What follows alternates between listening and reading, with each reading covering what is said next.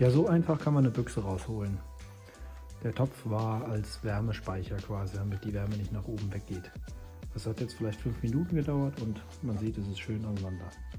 Jetzt kann ich die nächsten Bearbeitungsschritte angehen.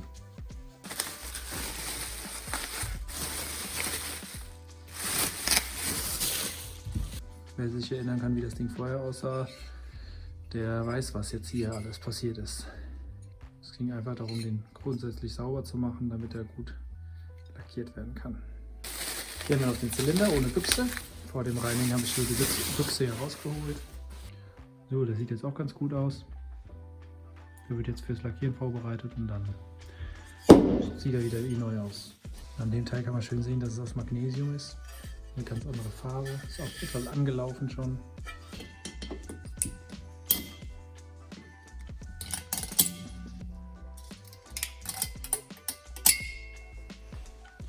Und draußen ist der Helicoil. Das vergammelte Helicoil-Gewinde habe ich jetzt mal mit dem Gewindeschneider hier nachgeschnitten, mit dem Gewindebohrer.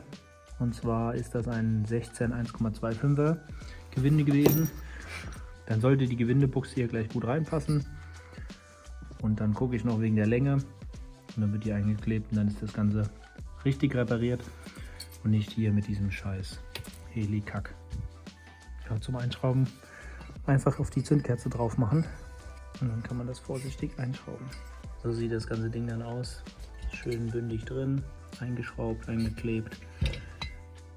Mal ein schönes durchgängiges Gewinde. So soll das sein. 1000-mal besser als vorher. Ist mal wieder ein schönes Paket von Kedo angekommen. Schauen wir mal, was wir jetzt alles bekommen haben. So, Katalog natürlich. Den habe ich zwar schon, aber egal. Dann haben wir hier einen schönen Lenker, Fußraste, ach nicht Fußraste. Dann noch einen Schalthebel, Kettenschutz, Luftfilter, ein paar Züge. Was haben wir hier noch drin? Ansaugstützen. Jetzt packe ich mal alles aus und lege es hin. Kontrolliere, ob alles auch wirklich vorhanden ist. Kann ja immer mal ein Fehler passieren und dann geht's weiter. Endlich wieder neue Teile.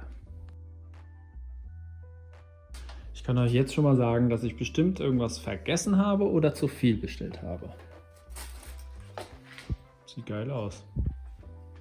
Kopplungszug, Gaszug. Motordichtsatz natürlich auch. Der liegt ja da hinten zerlegt. Ja, den seht ihr jetzt gerade nicht. Einen fetten K&N-Luftfilter. Bin ich gespannt, ob das dran passt. Kann ich ja mal kurz testen. Das hier ist die gebrauchte Welle aus eBay. Die anscheinend passt. Das ist doch schon mal schön. Ich habe mir einen geholt, der hier abklappen kann, falls ich auf die Schnauze fliege. Ihr seht schon, einiges an Krempel. Das war eine schöne Liste. Hat auch einiges an Geld gekostet, aber jo, ist halt so. Dafür wird es auch ein richtig geiles Moped am Ende. Die Teile sind soweit jetzt vorbereitet, sind schön sauber gemacht worden. Jetzt werden die alle abgeklebt, damit ich die anschließend lackieren kann. Das sieht dann so aus. Ich habe hier schon ein bisschen angefangen. Ich habe hier ein extra breites Klebeband irgendwann mal mir gekauft. Klebe das jetzt alles hier so gemütlich ab und ja, schneide das zurecht, damit das dann alles perfekt versiegelt ist, um ja, keinen Lack in das Innere vom Motor zu lassen. Ich klebe immer zuerst was drüber und dann gehe ich mit einem scharfen Gegenstand, in dem Fall hier das Skalpell, gehe ich so an der Seite entlang.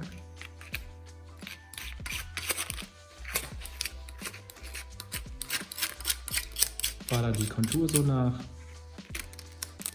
kann das so abziehen. Die Reste hier, die muss man nicht wegschmeißen, die kann man noch verwenden für irgendwelche Löcher zu stopfen oder sonstigen Kram. Das ist immer sehr vorteilhaft. Zum Beispiel dieses Loch hier hinten.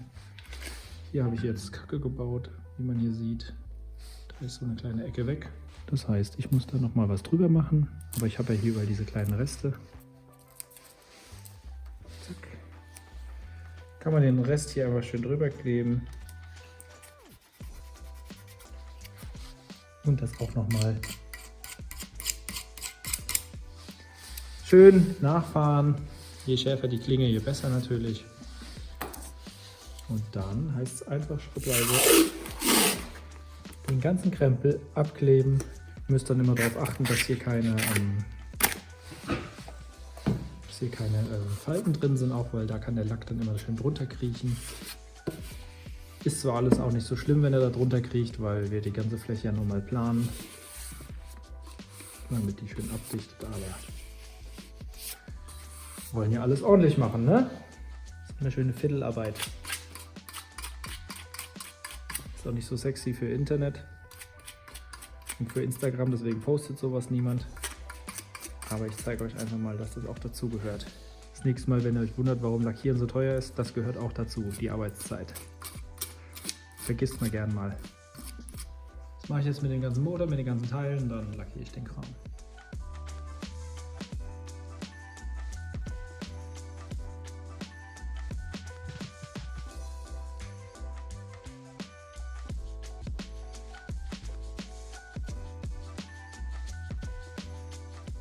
Ja, so sehen die fertigen Teile aus. Alle sind jetzt abgeklebt, alle Teile, wurden noch gereinigt mit Alkohol und jetzt werden sie noch mal kurz abgeblasen, staubfrei gemacht und dann werden sie lackiert in schwarz.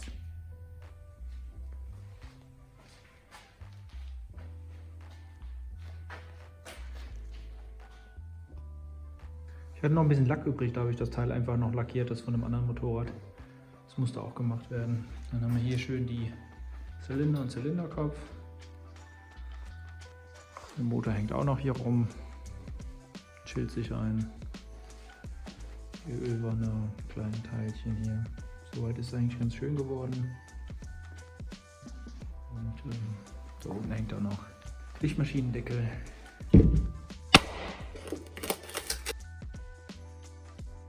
Und so sieht das ganze Teil nach dem Lackieren aus. Dass hier der Rand nicht perfekt ist, ist nicht so schlimm, weil das ganze Ding wird ja nochmal geplant. Die Flächen hier oben und hier unten. Deswegen ist es egal, dass nicht perfekt abgeklebt ist oder jetzt, dass hier so ein kleiner Lackgrat steht. Sieht aber ganz cool aus. Also kommt da jetzt wieder die Büchse hier rein und dann wird die aufgebohrt auf das entsprechende Maß, was der neue 90 mm Kolben hat. Und dann haben wir hier eine Hubraumvergrößerung. Was wollte ich sagen? Ah, genau. Und die Kühlrippen hier werden ja auch nochmal geschliffen. Also sonst finde ich das ganz geil, das Teil. Gefällt mir echt gut.